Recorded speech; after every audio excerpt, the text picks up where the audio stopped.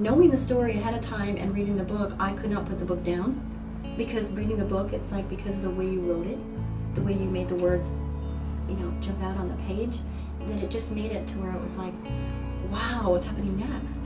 So, pretty amazing. It's interesting to me what you said about the therapeutic aspect of reading the book and seeing your life sort of put in a timeline and in that kind of context, because they've always said, and one of the great gifts for me as a writer is that there is a very therapeutic quality to it.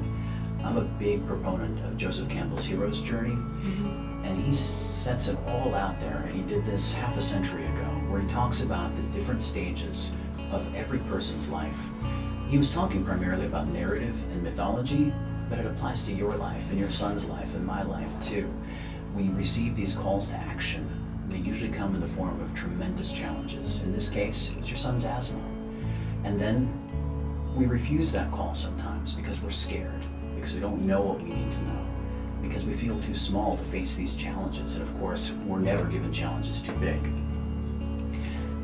Then we rise to those challenges. And that's a series of confrontations and a series of escalating face-offs, essentially, where we become the heroes in our own lives, and if we're lucky, in our children's lives too.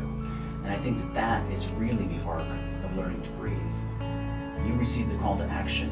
Your son was life-threateningly ill.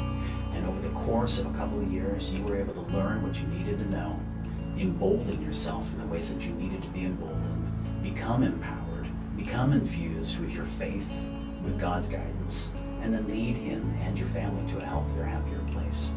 That's the story of learning to breathe. Wow, I couldn't have said that better myself. I really hope those listening will, if you know somebody, chances are you do.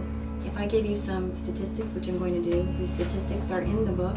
At the very end, I have a bonus chapter that talks about everything else you need to know to keep you and your family safe and healthy. And some of the things that are important to know is the American Lung Association stated that 50% of all illnesses are caused or made worse by harmful indoor allergens. Asthma alone has increased by 75% since 1980. That is huge. I mean, just think about that. 1 in 13 American children suffer from asthma.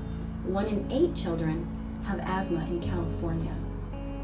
We don't have all the answers, but for me, learning what triggered Tyson's asthma and me taking away as many triggers as I could so that he could live a better life and sleep better at night.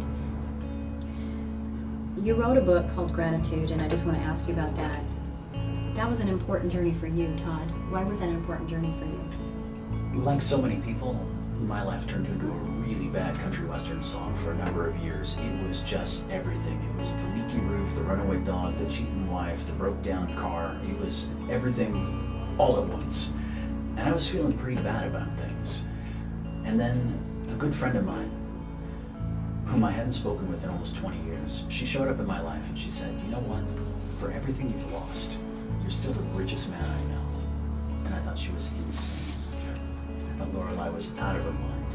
And she said, no, just stop for a second, and with me, while I'm sitting here, tell me the things that are going right in your life. Count your blessings with me.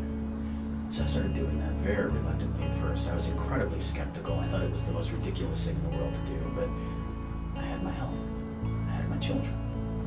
I do what I love for a living. And the list just went on and on and on. And so she gave me this challenge: do that every day. Do that every time you're feeling low. Do that every time you're feeling down. And I did. And what really shifted for me is in the interviews that I was doing as a magazine journalist at the time, I was hearing repeatedly in almost every conversation I was having for the magazine work that I do, that people were grateful. More than that, they were usually most grateful for the hardest times in their lives. The sudden loss, the sudden job loss, the death, the illness. The hardest moments in their lives are the things that people were most grateful for. And that's a through line in the book that I wrote on gratitude, is we take these moments as that call to action I was referencing a moment ago about Joseph Campbell. Those hard moments are the moments where we are really asked to stand up, transcend, and overcome. And those are moments to celebrate.